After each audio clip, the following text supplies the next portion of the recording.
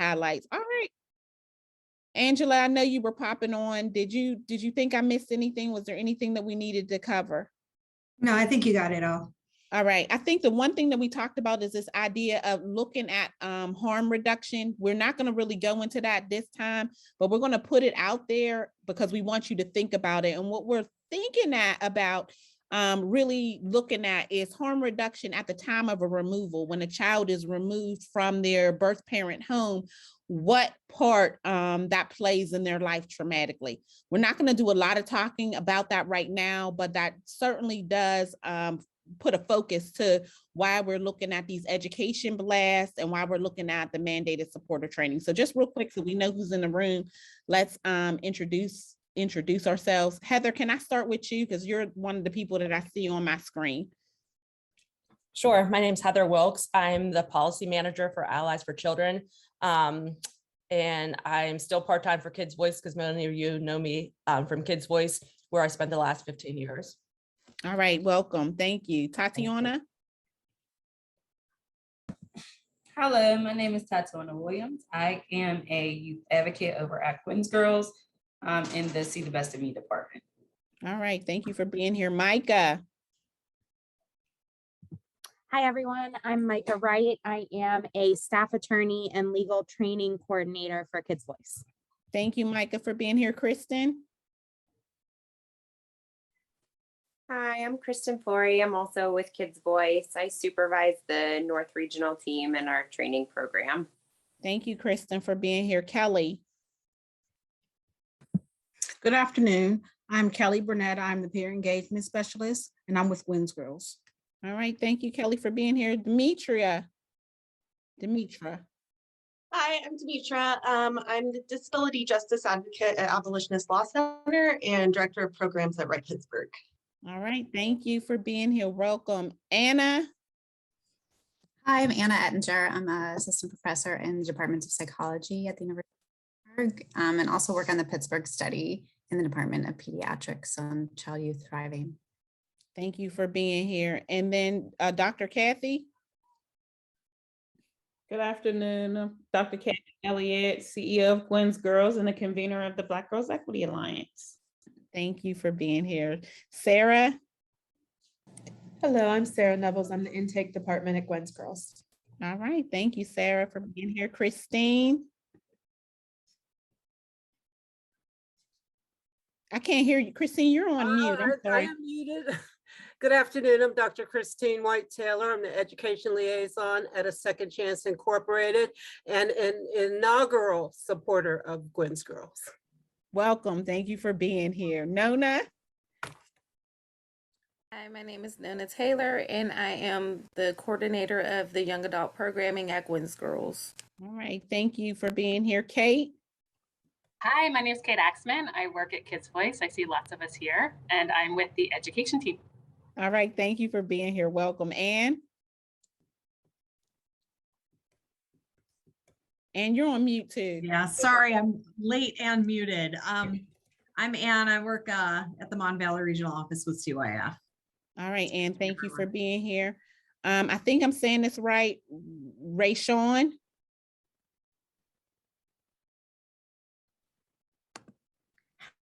Hi, I'm Rashawn Clifford from Mon Valley Regional Office, CYF. Okay, thank you. Thank you for being here, Rayshawn. Shantea? Hi, I'm Shantea Hester. I'm the Youth Program Director at Foundation of Hope Conversion Program. Thank you for being here, Shantea. Nisha?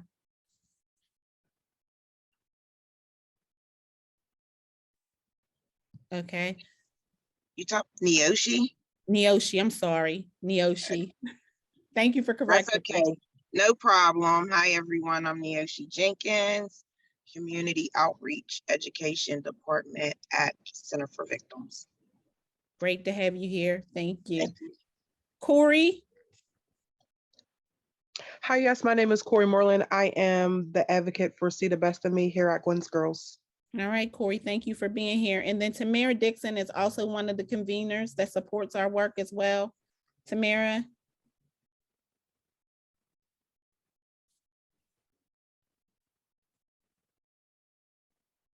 Okay, I'll come back Tamara? We can't hear you. Oh, I'm sorry, I'm still muted. Hi, everyone. My name is Tamara Dixon. I am also at Children's and Families, the Equity Inclusion Program Manager.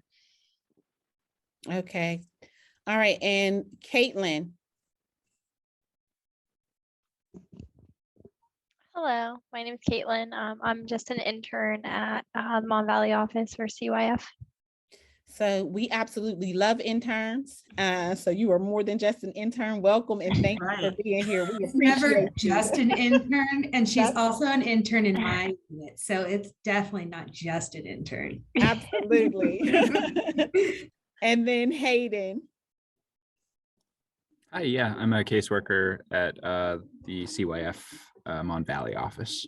Okay, all right. So Kids Voice in Mon Valley are representing today. So that is great. Thank you so much for being here, everyone that attended. Betsy, can I turn it over to you to talk about the education blast, and we can really take some time looking at that and how we want to kind of go about it today. Yeah, so this group changes every time, so I have no idea if I'm completely repeating or this is brand new. So I'm going to do a little bit of both. Please feel free to interrupt or ask what I'm talking about, because I'm not very good at making words sound good. But one of the things we've been talking about in this group is really looking at the mandated reporter training, also looking at how we can connect with our mandated reporters, because we know that our reporting sources, there's a very disparate number of people who report on our Black children. So we're trying to figure out how we can walk that balance of not discouraging people from reporting child abuse and neglect, however, educating on how we can be supporters for our families without the government intervention. So that's kind of where we've been focusing on the questions. Last time we talked, we got into discussing if there was some education blasts that we could give to mandated reporters on kind of really what CYF does and what we can do and what we can't do. And we talked a little bit, we talked pretty much at length on some of the regulations that we at CYF have to abide by in order to remove children or to assess for risk and safety, and how we can also, not that a reporter would have to assess for risk and safety, but just to have some understanding of why we're not removing. Because oftentimes when we ask reporting sources what they wanted to happen, they want children to be removed. And that is not our goal or what we're even wanting to do. From that's so far off our train of thought when we get a call that it's like, okay, well, we're not even close to that yet. But so really trying to figure out if we can start speaking the same languages. And we talked about having maybe education blasts on what it is for risk, what it is about safety, what are the safety factors that CYF looks into. And was there anything else, Angie? What did we talked a lot about this last time? I can't think of anything else right now. Mostly what we can and cannot do. Reasons why the government's not always best. I mean, other words around that. That could be another video. Right, those kinds of things. So we're envisioning, because people do want to have CYF come and talk to like schools and behavioral health and those sorts of things. So we were trying to think of how we could do it, where we could get more at the mandated reporters, and seeing if we could do short video blasts that could really inform people. So that's kind of where we are. I just happened to talk to, I don't see Adela on here, but our training department, I talked to our trainer that works out of our office, and she said that she has a bunch of videos that they train caseworkers on. And I don't know if there are things that we could use, but if it'd be something that we think would be helpful. This is kind of an interesting group. Should I play one of the videos and just kind of see if people, so we could discuss, see if it would be helpful? Or I think it would be a good idea so that people could see a possible idea for formatting, how we might want to do it. So I think that would be great. All right. Risk, safety, or investigation practices? Which one? Let's do risk and safety, I'm thinking. What were you thinking, Angela? I was gonna go with investigation practices. Okay, but do I'm investigation difficult. Okay. Okay, let me steal this screen. Let me see if this works. Or you don't have it up? Can I share it? I can't share it. It's not letting you share? Oh, Okay. there we go. No, All it right. is now. All right, we don't see it yet, just so you know. I'm not there yet. Okay, Too many okay. buttons I have to push. Can you see it now? Yes. We see your email. We see your Oh, email, yeah. right? Let's see if the noise works. Okay. All right. Let's watch this and we'll discuss. Welcome. So you have to pause We don't it, see it. stop sharing, and then go back into sharing again while the video is up, because we still see your email now. Oh. What do I do? Stop. Stop sharing, and then you'll go back into sharing, and that way you'll see just the video, and you'll click on the video. Oh my goodness.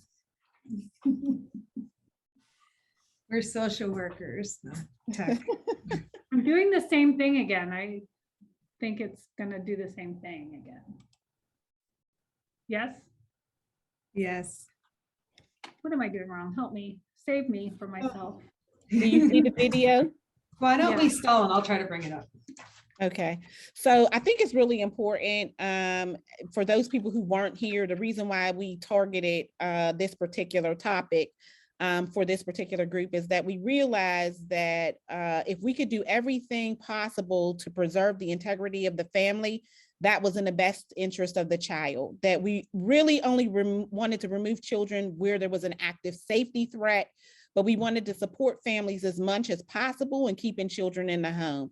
So we really been looking at the way that we, do mandated reporting. And we've also been lending some of our information to the Pennsylvania Family Support Alliance, who is a contracted provider for mandated child abuse reporter training. Okay, are you all seeing my video? Yeah, you got it right. Yeah.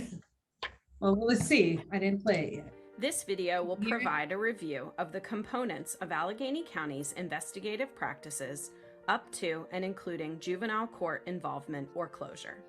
When caseworkers receive a referral for a family, they must follow a set of standardized guidelines designed to help them gain a full picture of a family and their situation. This includes meeting with the family, conducting private interviews, and having meaningful conversations with collateral contacts.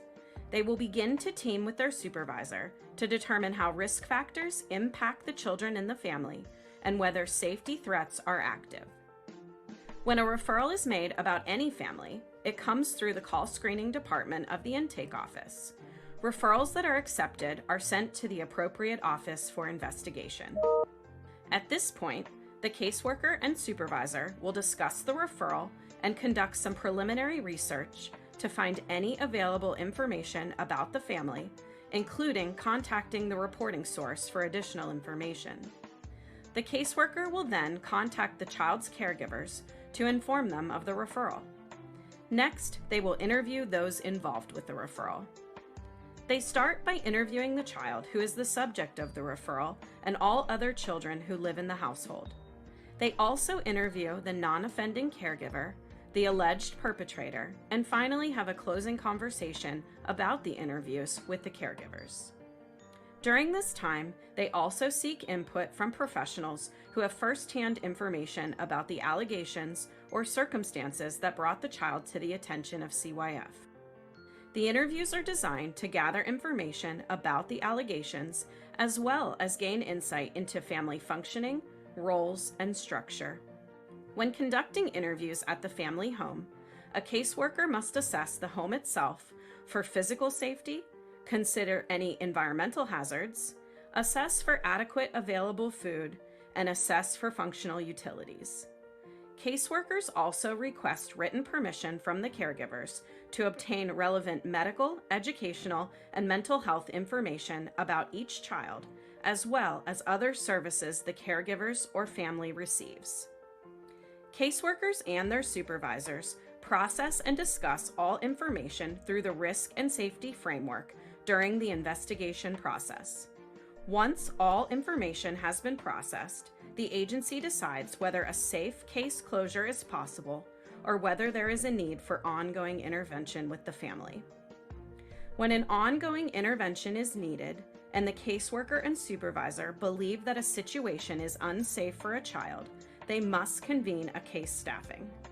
Staffings consist of a team of support staff, regional office management, and other casework staff and supervisors to determine if the child or children need to be placed outside of the home.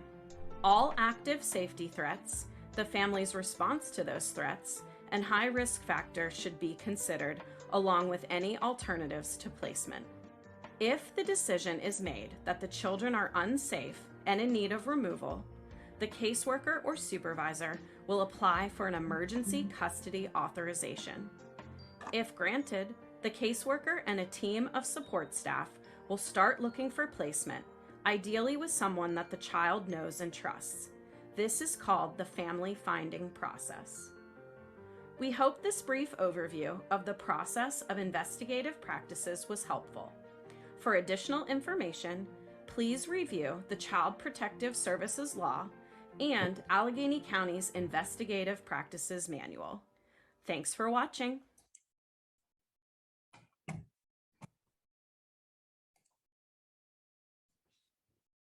Okay. So any thoughts about that? Do we think that that would be a good direction to go in?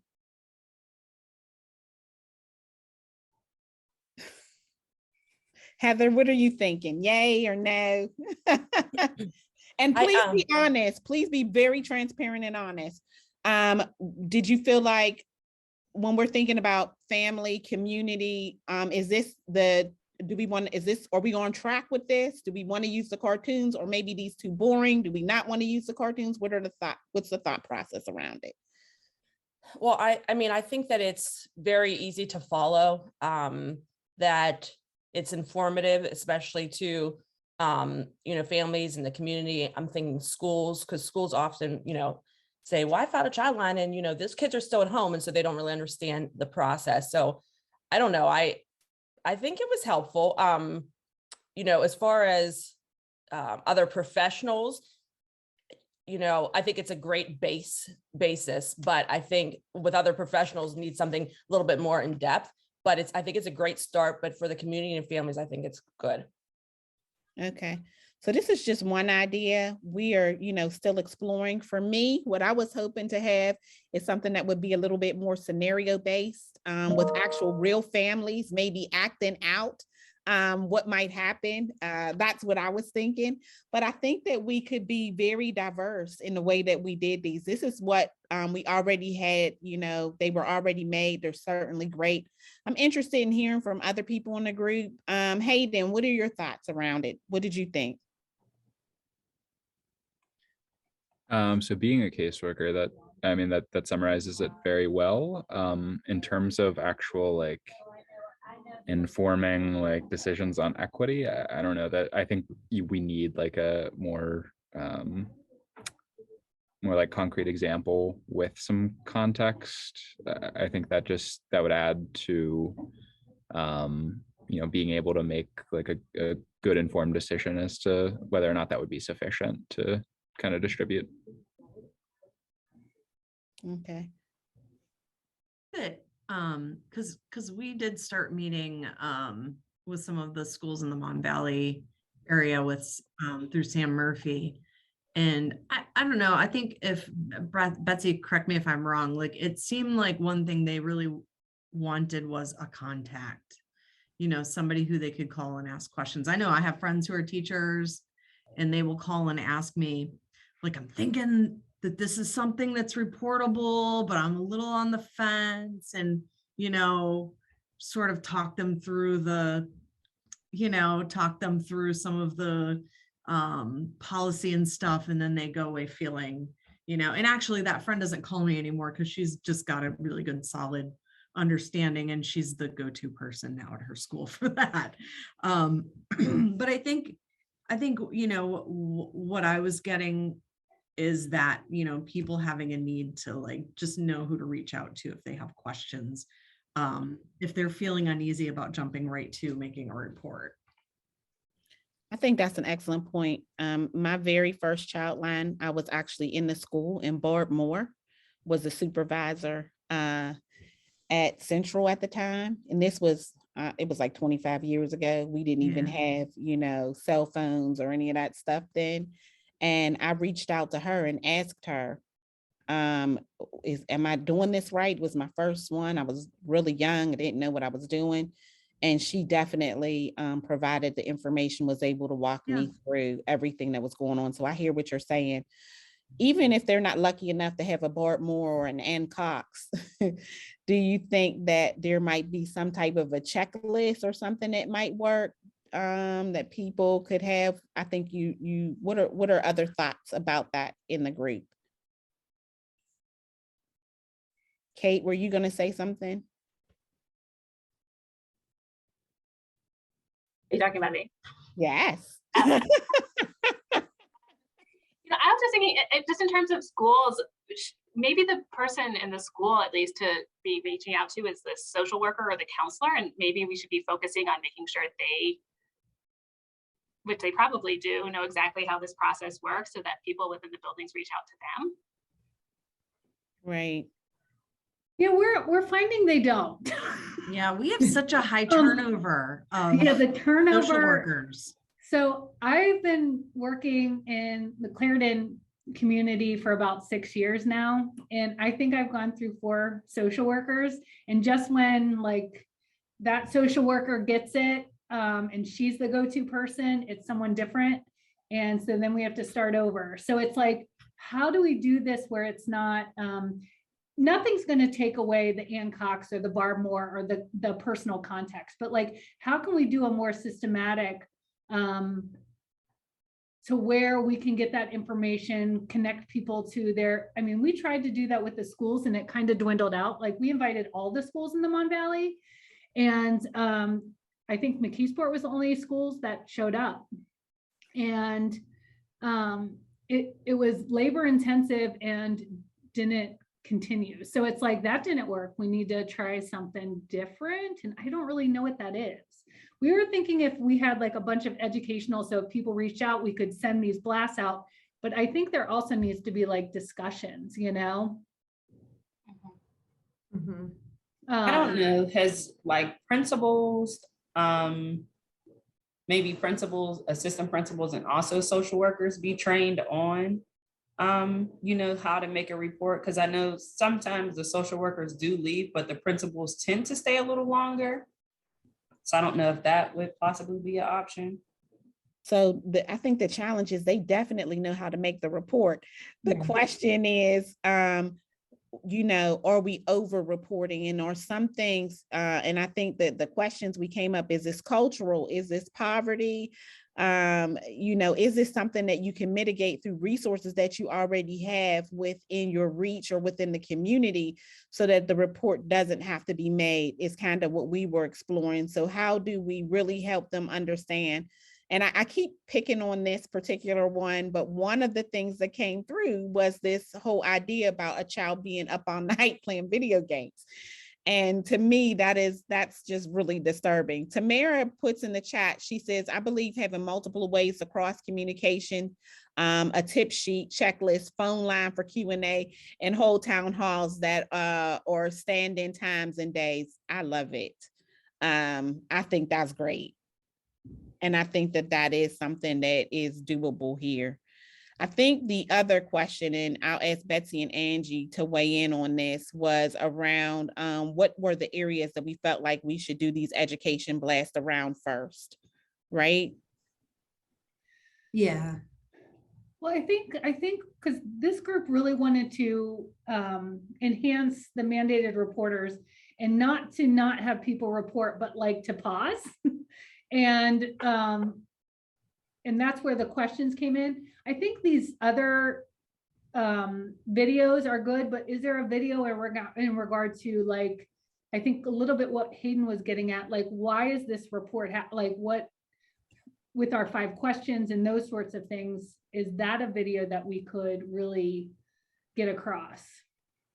I love the idea of the five questions. I'm Mhm. going to ask Sarah to reiterate what those 5 questions are in a minute. But what are your thoughts around that? Sarah, do you have the 5 questions? Can you go back through what they are? I think I've rattled off 3 of the 5. There might be 2 that I'm missing. And if not, I'll just go through the 3 that I have. I don't want to, does she has them? So I know that we looked at cultural, okay, and while she's finding them, she actually came up with the one about cultural. So asking, is this a cultural thing? And the example that Sarah used was she talked about a Samoan family. For those people who weren't on the line when she talked about this, who didn't have socks. And, you know, just based on where they came from, socks was not something that they had. And a child line report was made on them for not having socks. And so the thought was, you know, it would just be easy to give them socks, to explain, you know, about the socks, because clearly that was a cultural issue. And, you know, one of the things that mandated child abuse reporting does talk about is that, you know, poverty is not one of those things that we would make a child line report for, because that is out of, you know, the parent's control. But are there resources that you can connect the family through via the food bank or other supports? So poverty. And then the question is, again, mandated reporter training does say this: are you able to mitigate the problem through your organization? You know, if the baby needed a baby gate, you provided the baby gate or something like that. So those Yes, I have 4 of the 5 questions. What you talked about is this cultural competence. Is this related to poverty? Have we been able to mitigate the problem through organizational support or resources? And then safety versus risk. I cannot remember what the 5th one was. Safety versus risk. That I don't know how I could forget that. So safety versus risk. And that was huge because people didn't understand the difference with that. And then we talked about the measurement, SUVI, right? Serious, observable, out of control, vulnerable, and imminent. And it has to meet that threshold in order to be considered safety before removal would take place. So I'm going to ask the group, and I'm going to ask everybody just by thumbs up or thumbs down, or just thumbs up if you agree. And if you don't agree, don't put anything up. Do you think that these 5 questions would be a good starting point for where we want to go in terms of the videos? And the videos could be like the cartoons. They don't have to be like the cartoons. I'll go to that next, but let me ask the 5 questions by taking a vote. Okay, so I see Corey's hand is up. I don't know if it's supposed to be a thumbs up or not. Corey, is that a hand up for a question or is it a thumbs up? So I was basically putting my thumbs up, but as I was thinking more and more about it, like, I hope the videos aren't going to be like the ones that we just watched. Like, I think they should be a little bit more interactive, like you were saying, like a little bit more realistic situations. So real That life way. scenarios is what I was thinking too. And we can really talk about the videos. I think one of the things that Tamara said is that having a number of different ways that we do it. Okay, so let's vote again. Let me see thumbs up or thumbs down. Anne wanted to hear the questions again. If we Okay. could repeat them for everyone. Absolutely. I'll put them in the chat. How's that? Perfect. All right. So cultural. I think we need to reword that one though, because I don't think people are going to be like, is this cultural? Yeah, we haven't completely fleshed out. Okay. Yeah, we hadn't completely fleshed out the wording or the language. Yeah, we were still working on this. So just let me put the draft up, and then as a group, we can revise, change, do what we need to do. I think mainly, like, I don't necessarily want to make people second guess themselves if they already know they need to make the report. You know what I'm saying? Right. But I do think these are good things to think through to determine if they have self-bias. We talked about this whole thing with helping people to understand safety versus risk. What we are finding is that a lot of the reports are based on our own personal biases and not necessarily based on safety versus risk. It is based on, you know, how we believe children should be treated. And it's not a bad thing that we want children to be treated well, but it just may not be something that they need to be removed from their families of origin for. So we want to think about that. Do Sarah, we want to make the harm of removal maybe the 5th topic? so we definitely need to talk about that, but you said we weren't going to talk about that this time, but I think that's huge. Did you want to touch on that a little bit? Oh, yeah, I forgot. So part of all of this is we wanted the mandated reporters to understand why we don't just take people's children and why we put services and try everything we can not to. So I have an article that I was going to share with the group about the harm of removal, and it's all the different aspects of removal. So we know trauma happens at the point of removal, but then also what happens reverberating out from that placement and from continuing to be out of home care. So go ahead. I'm sorry. Can I actually share something? Sure. So most of you know that my daughter is adopted. We've had her since she was about almost 5. She was removed, and this is just harm of removal. Okay. She was removed when she was almost 3. She still has very vivid body memories of that experience. As a matter of fact, her caseworker that was part of her removal is here in this group. She's 19 years old, a grown adult, a mother. She still has, as she was removed by gunpoint during a police raid, she has absolute terror and fear of police officers or anyone in a police officer looking type uniform. She is terrified of guns, and she still has nightmares of that experience. And she remembers being ripped from her grandmother's arms. She remembers the absolute terror and fear. A couple of weeks ago, there was a raid that happened in Homewood near where we live. And all she could talk about, again, she's 19 years old, all she could talk about was how afraid she felt for those children who were part of that experience and how she could remember what that experience was like. So, there's a perfect life example of the fear and the harm that happens when children are removed.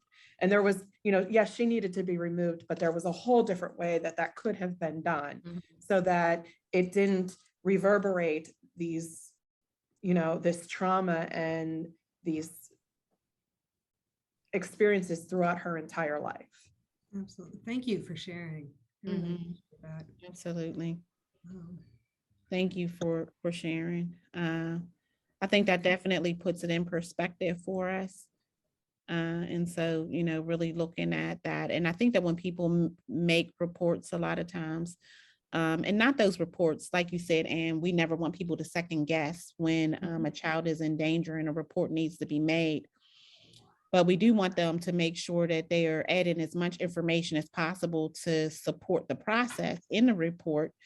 But also there are reports that we know from over reporting that may not need to be made or, a referral. And then we always want to take into consideration that in the event that a child does have to be removed, that there is a lot of trauma that family goes through. And we hear it a lot when we talk about, oh, well, the child's been with a foster family for a number of time, a period of time. And if we remove them from the foster family, they are already bonded to this foster family. We say that a lot as professionals, and we think about the trauma there, but we don't think about the initial trauma from the first time that they've been removed from that family of origin, from that birth parent. So, I appreciate Sarah sharing that. So the 5 questions went out. Angie, were you going to talk a little bit more about the article? Oh, no, I was just going to share it this time, and then maybe we can talk a little more in depth next time. Okay, so she's going to share it. So why don't we do this? You guys tell me what you think. Why don't we split up into groups for maybe about 5 minutes, 10 minutes, and in your groups, we can have a conversation about the 5 questions. And in your groups, you can decide if it's a yay or a nay. If you have other questions that you'd like to add to it or take away. And then I'm going to ask that one person in the group report out. Okay, so I'm gonna do my very best to split us up into breakout rooms. Come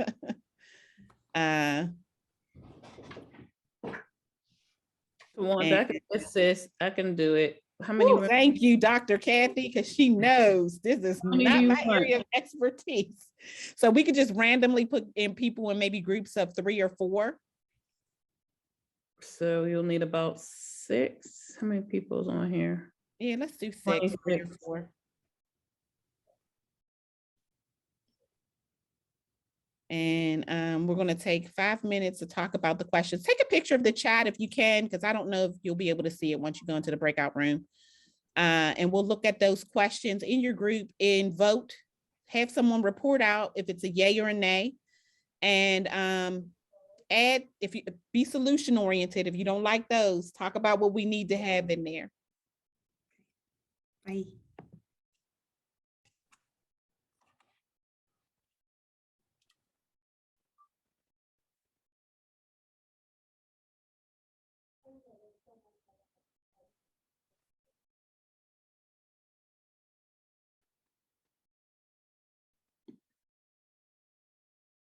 Okay. Will I be able to float around to the different rooms? Sorry. Yes. So click on breakout rooms, and then you can see if you hover around like where it says join. If you slide down a little bit, you'll see move to. Okay. Move to. So you can, that's where you can move to. Okay, that's what I'm gonna do. I'll go to one that doesn't have anybody. Okay, I'll go to 2. That's where you had me going initially.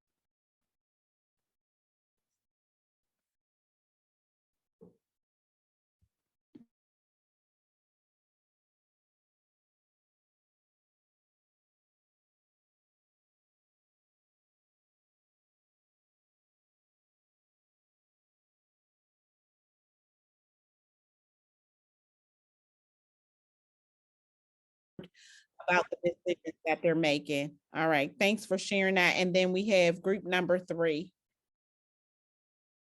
And so Angie, you did share the article with your group? No, I was gonna send it to maybe to Shira to send out to the whole group. Okay, okay. Group number 3. Do we have a representative from that group? I actually don't know. I took a bunch of the, oh, are you 3? I thought we were 3. I wasn't sure what number we were. I'm sorry. Hayden's Okay. next. Okay, so Oh. That was 5. what'd you say? Were we 5? Okay, never mind. I'm sorry. Okay, so group number 3. All right, well, we were talking about the 5 questions, mostly poverty and culture rewording, but think that those are good with examples. I think that we need to give, like, we talked a lot about, like, if you just have a checklist and not have like what this looks like in practice, because I think people think that we don't want people to call if kids have bruises and those kind of things. Those are absolutely not what we don't want people to call about.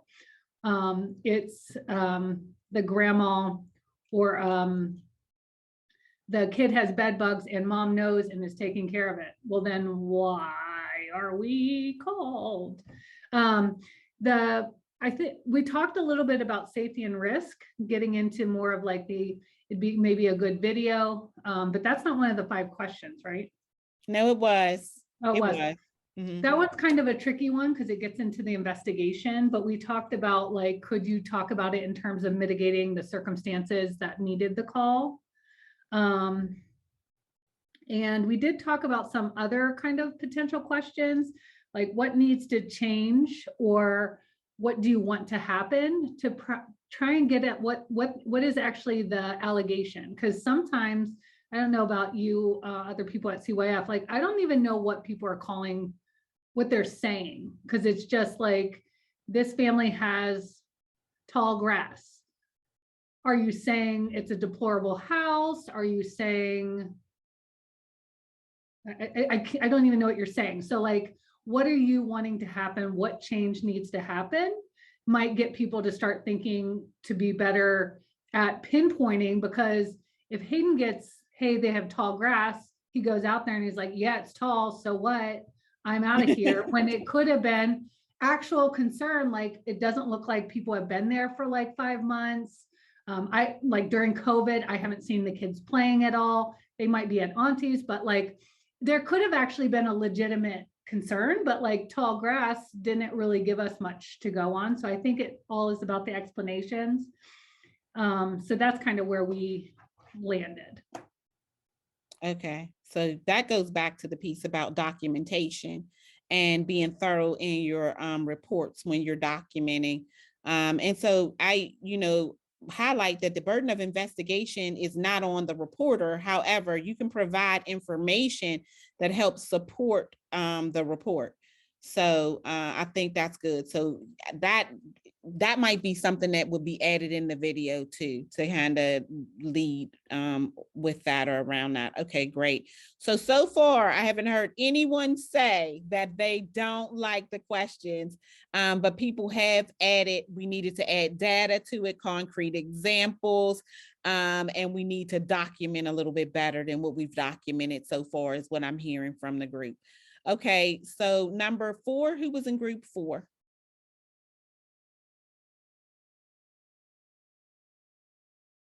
Was there group 4? All right. I believe it was our group, Tawanda. Okay. Tiana, Kelly, and myself. Okay. It's who's gonna report out from your group? I'm gonna report out. Okay. We agreed with the video. We just added that we would be mindful of the current climate with the increase of poverty and make sure that we cross-communicated by adding tip sheets, checklists, to ensure that people had support and providing a live like Q&A hotline before people were actually reporting. Okay. All right. I think that's really good. So being cognizant of the fact that maybe people didn't have internet, where were we actually, who was going to actually have access to this? And repeat the last 2, Tamara. So we talked about how, with the pandemic, things have shifted. So people are going to be exposed to child welfare that weren't before. And that's the need for like the live hotline. So they can do like a Q&A or have support before they actually made a report. Okay. I like the idea of a live hotline. So we would have to think about how we would go about doing that. But the live hotline, I think is helpful. It certainly helped me to have someone to be able to run things by. All right, great. All right, and then finally, group number 5. That was us. Okay. So we talked with just about some concerns with, I think it was the level of like training that would be involved with like talking about safety and risk, as well as like SUVI. They're like pretty simple concepts when you get down to it, but just like with, mandated reporter training, if that can be incorporated into that, I know that's, a broader concept, but just more insight as to what that looks like for us. Because when we have these like huge disconnects, like what Betsy was talking about, it's hard for us to then, relate to the reporting source, why this isn't something we're going to be acting. I think we're like fully on board with, the culture base and poverty. That's a huge, reason why we get referrals for some reason. And then harm of removal, also something that would probably require like a little background for like somebody like a teacher, like that's not going to be something they're initially thinking of when they make a referral, but maybe just like adding some, just avenues for folks like that to get background on what's entailed there. Okay, great. All right. Okay. So great things. Still, we're still on the right track. It looks like everybody is pretty much saying similar or the same thing. And so the next step, I think, with this would be to really talk about how we develop these videos and the direction that we go in. You're back, Angie, but you have popped off. I see you look confused. Or is that not you? That's another Angela. Is that why you're looking? Yeah, that's not me. Okay. That's why I look confused. Okay, I'll let them in. So I don't know. Who is the other Angela? Oh, it's Sarah. Okay. Okay, it's Sarah. Okay. So the next part would be to talk about how these videos are actually going to get done and who the committees would be for that. And so, we could stay in the same groups we were in and kind of work around that. I can actually table that for the next time. But maybe since we're all in agreement that we're going to go in this direction with those questions, but just elaborating in different ways, what we want to do perhaps for the next meeting is really talk about the content behind the videos. So I think that would be a great place to kind of move in the direction of. Now, we may not be in the same groups next time because I didn't write this down. So I don't know which group you were in. So expect that you will be in a different group as we move back into this. But the next group will be around the 5 questions and really developing the content. Anne said that her group was looking at the cultural piece. And so maybe, that group will stick with that, but we can really talk about how we might want to break down the information so that different groups are working on different parts so that we might be able to move faster. If somebody has a better way of doing it, that is fine as well. I do want to tell you this because I see we have some new faces that are on the line. That Pennsylvania Family Support Alliance is the leader in mandated child abuse reporter training. The state has, requested that there be some updates made to the training. And there is a work group that actually meets monthly to work through just the changes as a whole of what it is going to look like moving forward. I do sit on that work group. They have been receptive to hearing some of the things that we've said. They also would like to vet the training through us once it is done and it's completed. And they are taking this very seriously. They're taking a deep dive into it. One of the questions that they actually said that they would like to be a part of the checklist is, if this person were not a person of color, would you still be making this report? So that was one of the questions that they were playing around with actually putting on the checklist. They're still vetting the information. They're still thoroughly going through it. And so I'm hoping that this group will be receptive to the final product and actually hearing what they have to say. And so I've kind of been going back and forth with the information that they've provided. I think that it was really good what Betsy said in reference to these education blasts, because we want to be very careful that we don't take anything away from the idea of people reporting and feeling comfortable with reporting. But I think it's okay to provide as much information and education as possible. All right. So are we good with that so far? The other thing I had on our agenda for today, and you can tell me what you think about this, was that we would actually look at the slides for mandated reporter training. Do we want to move on to that, or do we want to stick with these education blasts, or just table that till next week? Tamara, what do you think? Okay, Angie, were you going to say something? I'll go to Tamara next. No. Your mic came off. I know that. I'm sorry. Micah, what do you think? Should we go on to the slides, or should we look at the blast, do a little bit more work with the education blast? What are the slides? This is my first meeting, so I'm sorry. I don't know what those are. Oh, okay. So I am going to ask that as we are starting to move into this work, that you try to be as consistent as possible and come, so that we can stay, focused, because this is like a lot of new faces. I'm so happy that everybody's here, but I know that a lot of people that don't really know what's happening and what's going on, but so that we can really make sure that we have a concrete, tangible product to really support this process. It is so important that you continue to be a part of the group and that you show up every week when the emails come up. And I know we're all busy, but it is the third Tuesday of every month at 3:00. So if we could just be present. So I'll show you the slides and I'll just kind of move through. Everybody here is taking mandated child abuse reporter training. The question is, how have you taken the training? Have you taken it online, or online with the computer system, or have you actually taken it online with a live person? So I am going to hopefully pull up some of the slides so that we can see them. Any questions about anything that we've talked about or gone through so far? Any comments?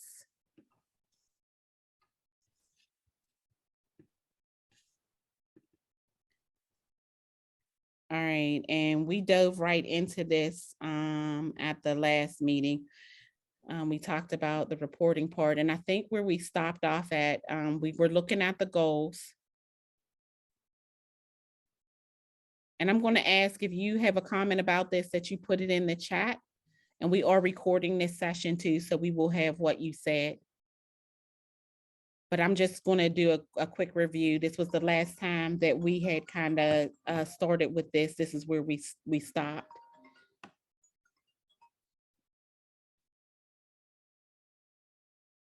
Is it good to go on? Thumbs up if it's okay for me to go on, or if you're still reading. Okay.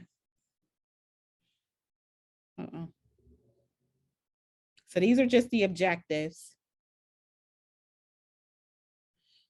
I think at the last time we met, someone talked about maybe being more intentional about adding supporting versus reporting in this, really changing the language so that we were supporting families versus actually reporting them. I don't know if that's still the consensus of the group, and I do see some things in the chat. Okay, maybe not. All right, this is pretty basic. The definition of a child: perpetrator, act, or failure to act. So I don't think this is anything here. And this was the sequelae of child abuse. The idea is that when child abuse is at the root of an individual's life, there are a series of things that branch out into their adult life. And these are some of those things. And that the idea is that child abuse it costs society over $1 billion in direct and indirect costs each year. Thumbs up if I can move on. If there are no comments or questions, if you do have them, put them in the chat. Okay. This is just data about how many reports are made. I'll ask you this. It says that 3.5 million reports are made annually. From those reports, 17% in Pennsylvania of the reports are substantiated reports. And then the substantiation rate is about 10 to 12%. I always ask people, do they think this is low or high?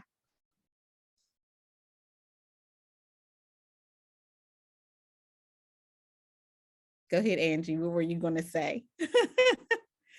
Were you going to say something? I was just smiling devilishly to myself. What were you thinking? Share, please share. So I don't think that it is particularly low. And the reason I don't think so is because we receive so many reports that we shouldn't receive that, very few that we get are actually substantiated. We can throw in there that Allegheny County screens out half of the calls that we receive. So right off the top, half of our calls are screened out. So no, I'm not surprised by that. Interesting. So Anne actually says she doesn't really know who would take this training versus those of us who take it online. Like, what is the target audience? So everybody that works with children is required to take this training. So dentists, Right. doctors, police officers, nurses, you name it, judges. I guess everybody. my question, Tawanda, was more like, are most of those types of professionals taking it online, or are they getting it from this particular vendor? They are getting it from this particular. So this is speaking to a very wide audience. Okay. Absolutely. Thank you. Absolutely. Okay, and then these are many cases go unreported.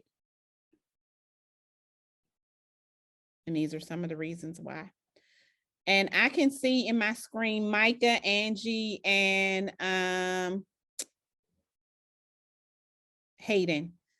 So when they put their thumbs up, I'm gonna know I can move on. All right. So it seems like you guys are feeling good about this. This is not, I don't think you're gonna say anything about this. It's just the way it works with the legislation.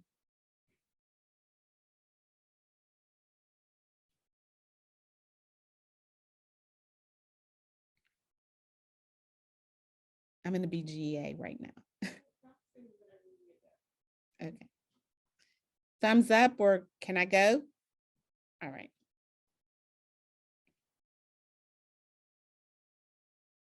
Okay, so everything seems okay this time. You guys seem to be pretty favorable. The last time you had a lot to say. All right.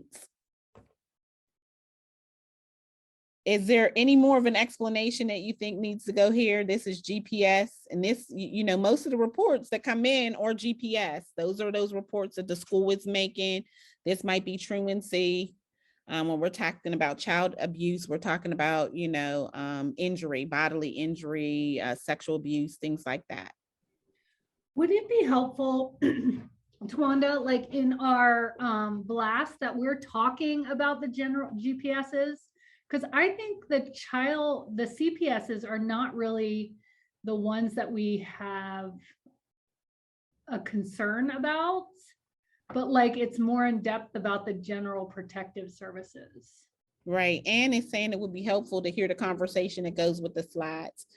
And so basically what happens with the slides is that there is a breakdown of GPS and CPS.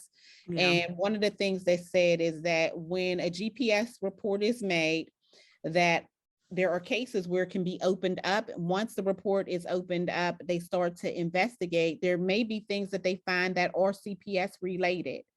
And so it's really important that when you see something, to say something.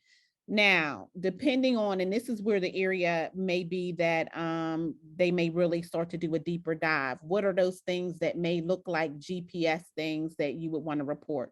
And one of the things that the state is requiring that they do, and I'll move along, is that they change the scenarios. So let me just move ahead so that you were able to actually see the scenarios. This is safety and risk. We know that, you know, basically we talk about safety, we talk about risk, protective capacities, and that caseworkers don't go in with a hunch. And usually what I might say is that we as the mandated reporters have a hunch. We see something, we say something based on that. But our investigators of this, our caseworkers, when they go in to investigate this, they don't go in on a hunch. They use this assessment tool, and they're looking at safety and they're looking at risk when they go in to measure. All right. I'm going to go ahead because I think this is one of my favorite parts of this, where it talks about what we all agree that food, shelter, clothing, supervision, medical care, and education and protection are essential. Everybody says, yes, I agree with that. Well, the biases come in with how we agree with this. And I'm going to throw Adela out there because Adela doesn't believe that cereal is a breakfast food. And so, you know, that's her own personal bias. But if we're not careful and someone were to take that bias into mandated reporting and they filed a report based on the fact that cereal isn't a breakfast food, you could certainly see how that could be a problem, right? And so essentials of life just mean that, you know what, there are basic minimum requirements that families have to meet. And it might not be up to our standard, but that doesn't mean a report has to be filed. And so this is where you really get to see where people are at in terms of their biases and what they bring. Any thoughts about this? Okay, I'm going to skip right over to the scenarios.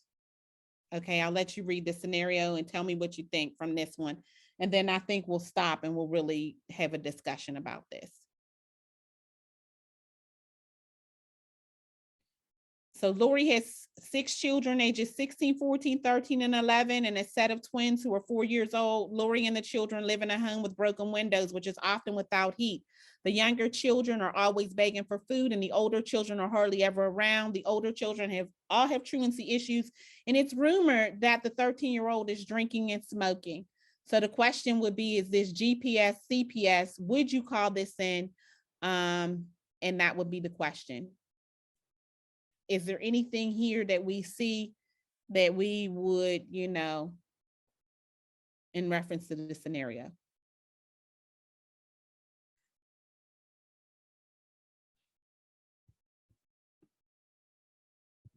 Right, so, Sarah, it is GPS.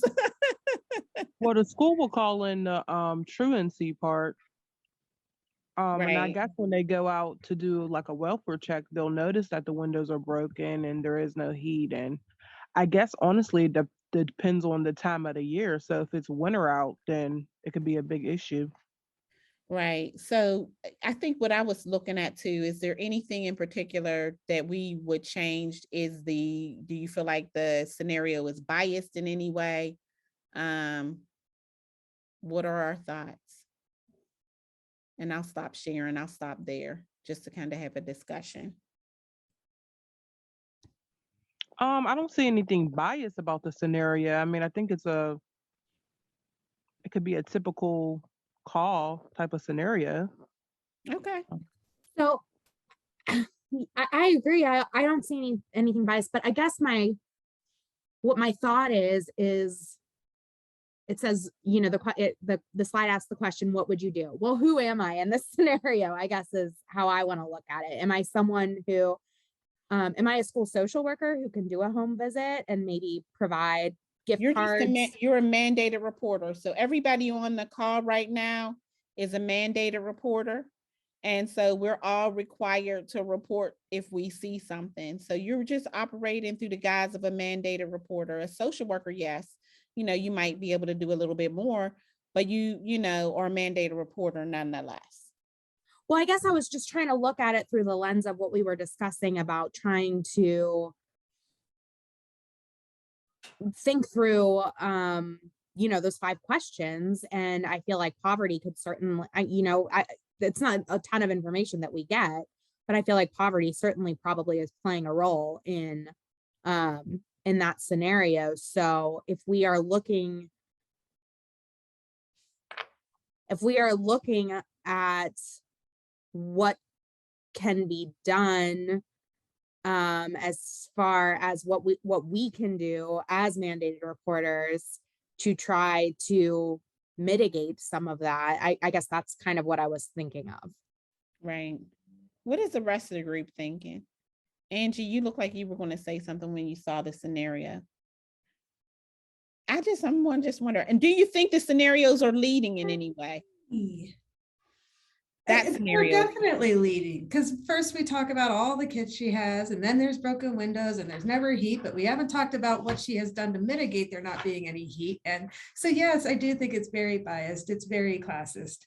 Quit calling me out. I think that it's important, because I think that that's the stuff that happens on a very subliminal level. And I think that's why the state is calling for changes in the scenarios and how they are.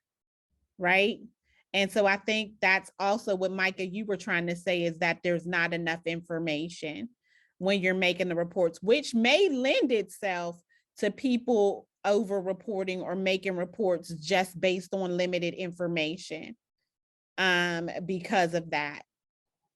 So I think that that's, great information that Angela is sharing, because immediately my mind jumps to drugs and alcohol and, that kind of stuff. I mean, think yeah, you could also immediately, use- I just thought, oh, sorry. No, go Oh, ahead. I just thought like, can we get a neighbor to fix the window? Can we bring her some food and can we get her on utilities assistance? Yeah, what can we do to mitigate the circumstance? We can help her, like file for food stamps. So that's and I social think, work piece you went right into. yeah, but I mean, I don't know, but I think it does feel biased, and it feels like we're punishing someone for not being able to provide for their family when we don't know why they're not able to provide. And I have to go back and look at that again, that scenario again, because I don't even remember. Did it say anything about drugs and alcohol in there? No. Now that's for the teenager. Children or the Oh, older for the children are 13-year-old. rumored So now to be that's older children, but ironic. they're- So that is exactly what I'm talking about, because I, have looked at this a couple of times, and immediately I see, based on the way that it reads, my mind goes to there must be drug and alcohol because this is happening, that's happening, and the other is happening.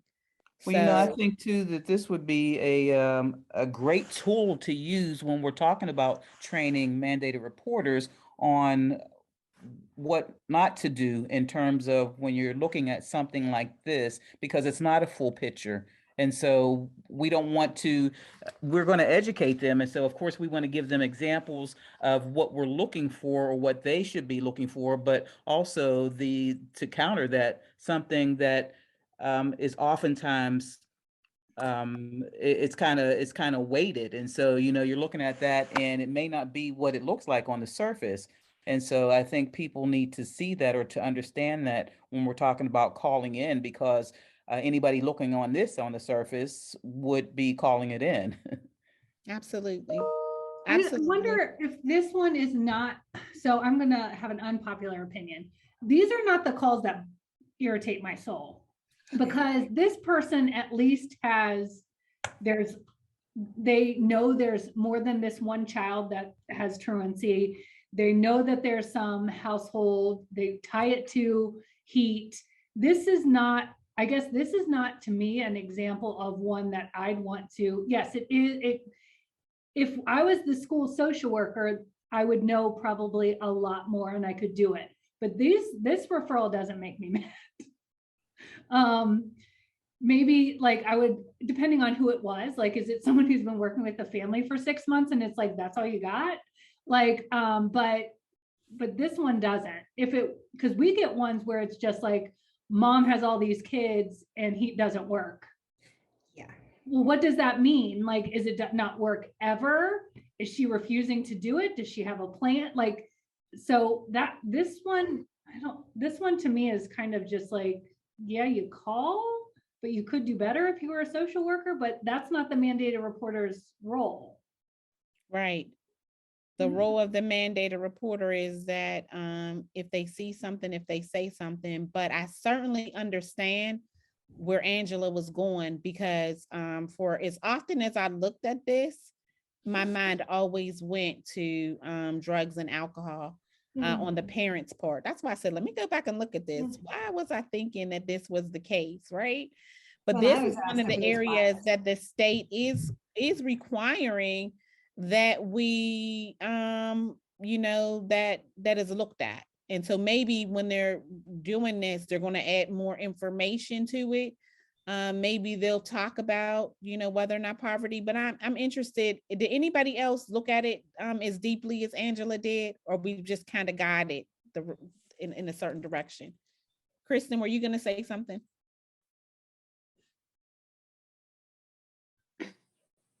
No, I wasn't. I could see how Angie looked at it, and I definitely started to get there a little bit myself, not quite as far as Angie got. I definitely didn't jump to, drugs and alcohol on the part of the parent. I do think that my mind here really jumped to poverty and a lack of resources. I also, this isn't really one of the referrals either for me that I would be like, oh my gosh, I can't believe that this was called in. I mean, on its face, there are a lot of issues here. And I think that as a mandated reporter, without knowing more, but seeing the totality of the issues, it makes sense that it's the type of report that you would call in given the scope of all of the different concerns. To me, it just sort of begs the question of, what we're asking mandated reporters to try and figure out before they're calling in a report. Like, are we okay with them seeing, sort of this big picture and just immediately calling it in? Or are we asking mandated reporters to, potentially take a step further and, see if they have access to additional information before they're calling a report in? Because this is that's difficult for me. Right. And I can certainly see where it would be called in. And so I think that we're saying a couple of different things. We know that mandated reporters, the burden of investigation is never on them. If they see something, they should say something. We're not going to change that. That's the way that it is. The state, however, is going to be asked to look at their scenarios so that they're not leading, and so that they are a little bit more clear in the information and detailed in the information with their delivery. What I think we're asking mandated reporters to do is to, one, no, the burden of investigation is not on them, but clear documentation. And like, that's why Betsy said this didn't bother her, because there was clear documentation, there was information. Clearly, this was someone that was concerned in the way that this report was filed. It's those reports that are not documented. And the other thing that we want to do with the education blast is simply just provide information so that people have that information and they are informed when they make the report. And I think that we are at our mark. We are at 4:30 on the button. Are there any closing remarks before I get ready to close us out? Anybody have any thoughts? Sorry, just one last thought about that question. I think if we're calling people mandated supporters, and if we're saying, is there anything you can do to mitigate the situation, then we're going to have to like really clarify if we don't want. I mean, I'm coming from like an abolitionist perspective, so it's different too. Like if we like, yeah, it would need to be really clear what we are and aren't expecting of them, because like my organization, like when we're writing our organization manual and writing our mandated supporter policy, we're going to do everything we can to not call CPS. So like, I don't know, like, well, it just needs to be specific, I guess. All right. So I think there was a question that came from Sarah and clarifying what we're doing. And Sarah, we're doing both. So if we can add information that maybe helps the scenarios not be leading and maybe give us a little bit more information, then we certainly want to do that. And if we can use anything for the education blast, as we're putting those together, maybe being more concrete, and the documentation piece might be something that we want to add to as we're developing these. I think we certainly want to do that as well. Okay, Angela, Betsy, or Tamara, is there anything you guys want to add? I just want to shout out the Steel Unit for coming in full force. Thank you all.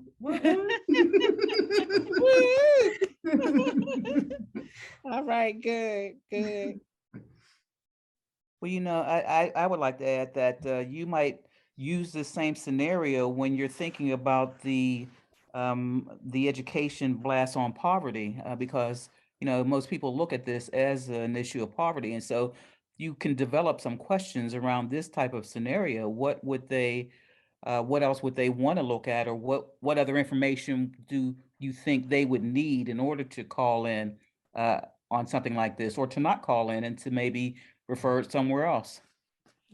And maybe safety and risk would go here too. Asking them, is this, what is this exactly? I think that's good, Loretta. What other information? Okay. I think that's really good. All right, I don't want to take us over. So thank you everyone that came out today for everything that you added. Please remember to come back the third Tuesday of every month. We need you here as we are really working to be mandated supporters. All right. Look forward to seeing you all the next time. Bye-bye. Thank you.